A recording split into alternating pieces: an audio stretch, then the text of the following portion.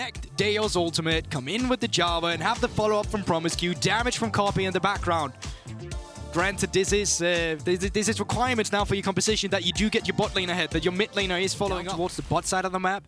Let promisq roam out, try and pin some movement down in towards this mid lane. It could be huge.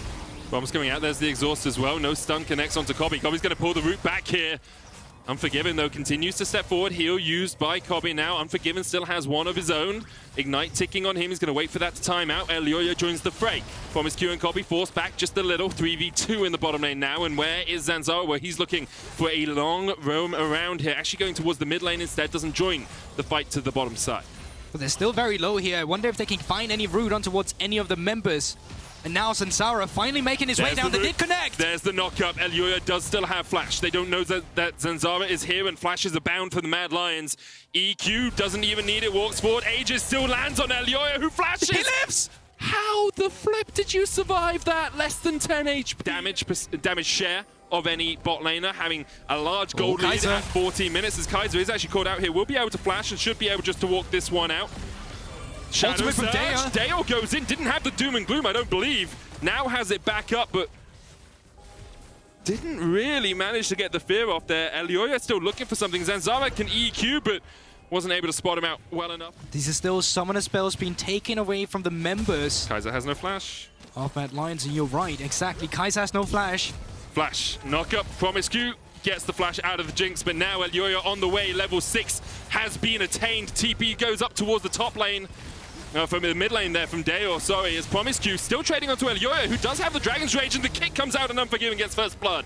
And now he's got excited, as perhaps Reeker is as well. Joining the fight, joining the fray, promisq dances away to safety. Escape artist after escape. To say the least, in 2022. And you can still see that catalyst here on Elyoya. He is level 8 right now, Zanzarah is only level 7. He does still have the Eye of the Rift held. Oh, he might be CC chained here though. Elyoya does have the flash, but there's the fear. Doom and gloom spells your doom. Cataclysm.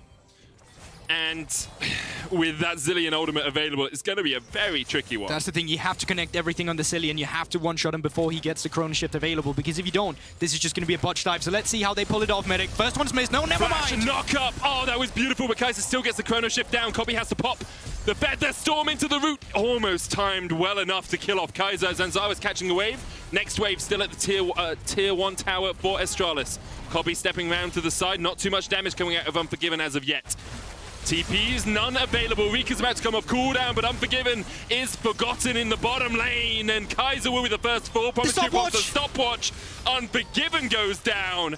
Astralis orchestrated that gank like a conductor. Exactly, but in the opposite side of the map, you can see they're trying to dive Ornn right now. Let's see how that goes for them. Can be very tricky to do. TP comes out from Dajor as he wants to join this party. Rifthold gets a charge in. Forward plates go down, and Astralis able to survive. Unforgiven burnt his flash, which then meant the re-engage is a lot easier, because you just EQ combo onto someone. Unforgiven will be able to dodge away with the Gale Force through the wall. We've seen that happen a couple of times across the last couple of weeks. It is a known mechanic in Armut. He wants to keep the party rolling. Zanzarah locked up, no EQ for you. Armut TP's in and gets his first kill from Armut. But now with this TP advantage, they may be looking for this themselves. promisq at least is. Slowed up by the time warp. Definitely not a Rakan's friend is that Zilean E. Just gives you so little movement speed, and promisq continues to try and step forward, but this is more than done for. Astralis will give up the resets. They're just coming through from Astralis right now. So there's just no response. It's just Mad Lions pulling the trigger, and Astralis just accepting the forfeit. I'm going to put some gold into Reeker's pockets as well. With the Rifthold coming down, should be able to get another charge out here. Mad Lions now about 1,000 gold ahead once again. Unforgiven going to level up as Kaiser gives him a little helping hand worth of XP. Rifthold will get a second charge in, and Mad actually might keep pushing for this one. Of course, Unforgiven very strong on this Jinx at taking down towers. Everfrost only gets the slow. There's the fear from Dajor, but 2 towers for none in favor of Mad Lions on that trade. promisq. This is a long flank if you're going to go for this one. You can see Kobbe coming around the side as well. promisq maybe hoping to catch someone on a bad back timer. Kobbe spotted Vision moving down in river. TP coming through here. Armut does have TP himself if he wants to join the fight. Mad Lions have a long way to go home. Armut, as you say, has the TP. promisq kept out with the gravity well. Call of the Forge God coming down as WhiteKnight looks for the backline, and Reeker assassinated, but the Chrono Shift will bring him back to life. Kobbe trying to survive up towards the top side, and there's an absolute cluster of damage in the bottom. 1-for-1 trade so far. Kobbe able to escape from Armut, who now jumps back into the fight. Elyoya keeping himself alive. The Brittle not enough damage. WhiteKnight locked up, stunned up, locked down. And Elyoya does not die. Armut keeps Kobbe and promisq at arm's length. He'll chase them down with the chains. They're infernal, just like the rift on which they stand. Slammed to the ground is Kobbe as Armut takes a double. And those two were solo kills for Armut, collecting that to his arsenal. He took down the bot lane by himself. And that team fight, Kaiser, what a crucial ultimate. Not only does it gain them all the kills, the A's, it also can just be speeding up, slowing your opponents down. It's so powerful. And Mad Lions are utilizing it to full effect. Elyoya and Reeker hovering at each other. Zanzarah looking for the engage here, but underneath the tower is not going to be too easy. Cataclysm coming down. Reeker pops the stopwatch. promisq trying to keep Kaiser away from the fight, but Kaiser doesn't even need to join the fight as Reeker just takes his man down. Zanzarah falls. Mad Lions find another. The thing is, TP position. Dajor doesn't have a TP of his own. Armut's going to back away and has got the Unleashed teleport. Does WhiteKnight want to retreat from this wave so he can TP in? This is the thing, they don't have the best turn potential right now, but the TP, you called it, Medic, it's coming through, and Zanzarah, he's diving in. Where's the follow-up? promisq had flash quickness, doesn't connect though. They're still looking for Unforgiven, who gets the Chrono Shift. He'll come back. Unforgiven, not forgotten. He's going to res from the grave, but Kobbe's already killed off Kaiser. promisq's going to get the knockup, and Kobbe gets the second of the fight. Armut joins it so late, it's basically going to be a 1v5 for him. Can he get out of this one alive? He dives onto Kobbe. He's rooted. He's knocked up. He's locked up in place. Armut now on the retreat. Will Astralis allow him to escape? Feathers fly. Shut down for Kobbe. He'll fall for it. But Astralis get the wipe in the team fight. And just like that, Astralis, given these HP bars are low, he's spawning, and there he comes, picture in picture. Oh, hey. Oh, it was almost an arcane moment, but that was not going on Netflix. Baron secured by Astralis, and Zara lands the smite. Gold within 600. It was this extra tempo that made sure you were able to clean out the mobs before you could go for the raid boss afterwards. That's the thing. It's a lot easier. Two towers in the mid lane have a 300 gold lead for the first time in what feels like a long time. They will move up towards this top side of the map. Armut's trying to stand and hold this minion wave, but he's going to get locked up with the doom and gloom. That fear connects. Double bomb coming out though. WhiteKnight and Look at the healing! So tanky. Armut healing up.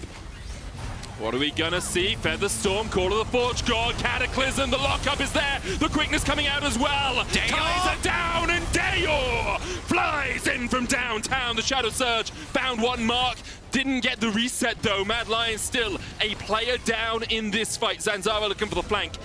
Astralis perhaps with this Baron will just take the tier 2 and retreat. 4,000 gold. Talk about in Astralis composition.